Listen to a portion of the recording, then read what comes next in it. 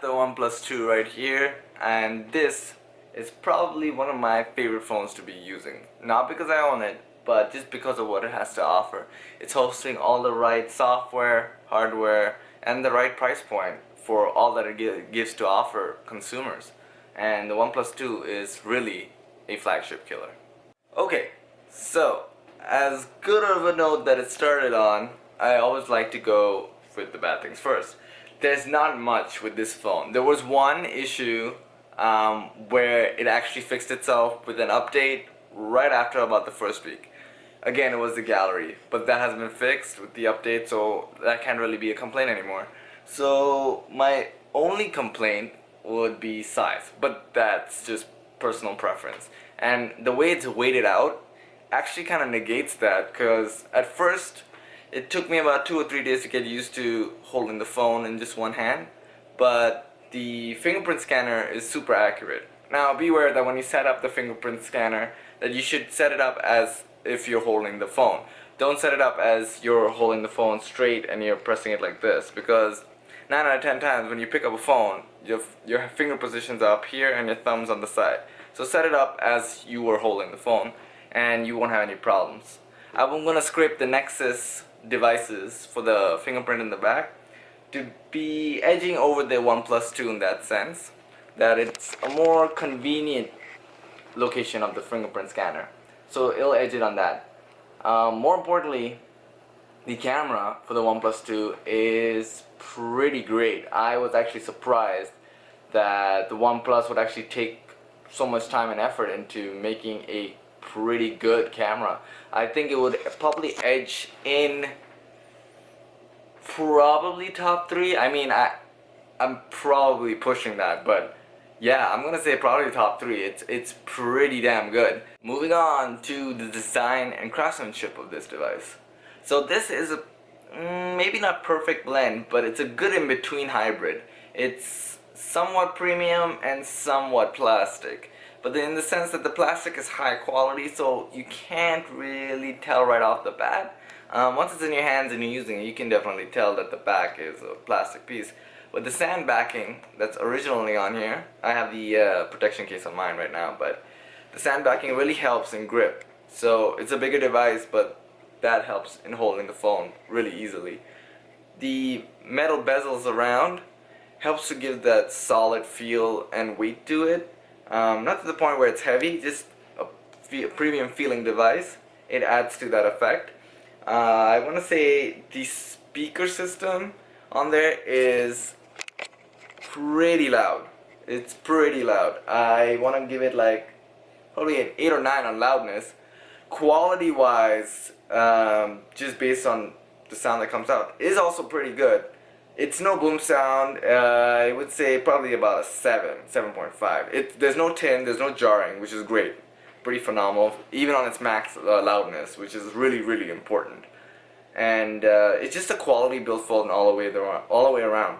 Moving on to the camera. The camera, like I said before, it was pretty surprising how good it was. At first I had only auto mode because I had to wait for the update. I was pretty psyched when the update was announced or written online that it was coming. And now with the manual mode, it's pretty awesome because you can now control everything, and I think that's super important for someone who likes to take good pictures and controlling certain aspects of the photos that come out. And now that being said, auto mode is still pretty great. I think in super low light, fantastic job. In brightest day, fantastic job. It just, again, it's a good picture, but I think it needs a little tweaking on the indoor settings. I feel the color saturation is a little dimmer than it should be, but again, it's still a great picture. It's something I would still use. I'd probably maybe post-edit the picture, but I would still definitely use it. The manual mode is super easy. The way they set it up was brilliant. It's just dials, it's sliding dials. It's kind of like the G4 style, except it's not vertically, it's just like a round dial, kind of like a DSLR basically. And that really is super intuitive to use. Like, it's easy to get in between presets or numbers. You don't want to get the 200 or 400, you want to get 320. They give you the dial to get it right in between there without second guessing yourself. So I did a test with the camera. I wanted to see in the low light in this one of these settings, super dark, and I wanted to see how well auto mode does. That's why I'm saying nighttime auto mode is pretty damn good, because the photo that it took, even though the ISO was relatively high, was sharpness levels were still amazing. Yeah, there was a little bit of noise, but that's to be expected in a low light picture. But the amount of noise was minimal, and the sharpness was pretty awesome. I think the only way it would creep into top 3, just because Samsung's sharpness when they take pictures seems to, some people say it over sharpens, maybe, but I think this is probably better than the Samsung. Just the colorations of the Samsung, the way they saturate colors, not oversaturate. Samsung has it like right on point to take a picture where it's bang on, and it just saturates it just enough to make a little pop, and it's great. I love it. I love Samsung's touch on their camera, but I think the most accurate and somewhat appealing, like, it has to be a balance. It can't be super accurate, it can be oversaturated. I think this kind of nails it in between that, not too saturated and closer to realistic, but at the same time gives you enough appeal that you like the picture. And I think that's super important. So I would rate automatic mode probably about an 8 on 10. The manual mode obviously 10 on 10, because you can go up all the way to 30 seconds. Now again, shutter speed, you gotta be careful, you gotta keep it stable if you're increasing or slowing down rather the shutter speed. But I would say the only competitor that outright wins again would be the G4. So I am super impressed the way OnePlus 2 has gone about their device. There's a big misconception about Chinese phones and phones that are not brand worthy, I would assume, and OnePlus 2 has gone about it all the right way. They're giving you not a budget phone. This is not a $500 budget phone. The reason why they say flagship killer is because they're offering you everything a flagship device is giving to you for almost half a price. Like, if you compare this to the newest iPhone, which is about a G, maybe even more, I'm not even sure. The 64 GB model of an iPhone is probably like $1,200–$1,300. I'm just guessing. That's just my guess. I think it's more or less, around there. But for that price range and the quality of the build, the battery life, which is fantastic. It gives you like 2 days battery life. Unless you're a heavy user, then probably give you a day and a half. And the way the camera is implemented. At first I was iffy on it until the update came out. And with the updates, they're pretty on point. They're releasing updates, I think, almost every other month or something like that, every 2-3 months. And they just keep improving and improving their phone. So they want their devices quality devices. They're not just shooting out multiple phones and trying to sell volumes of it. Hence why there's an invite system. I think that's why they implemented it, so that they can focus on manufacturing quality phones and keeping consumers happy and spreading the word of mouth that's saying, oh, this is a great phone, you should probably pick up a OnePlus product.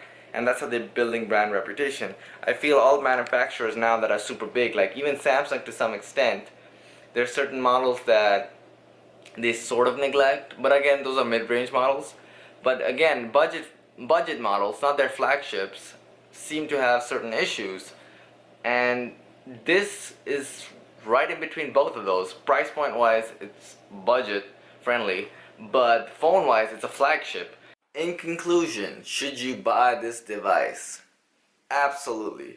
Now, don't again get the misconception that this is not a premium device.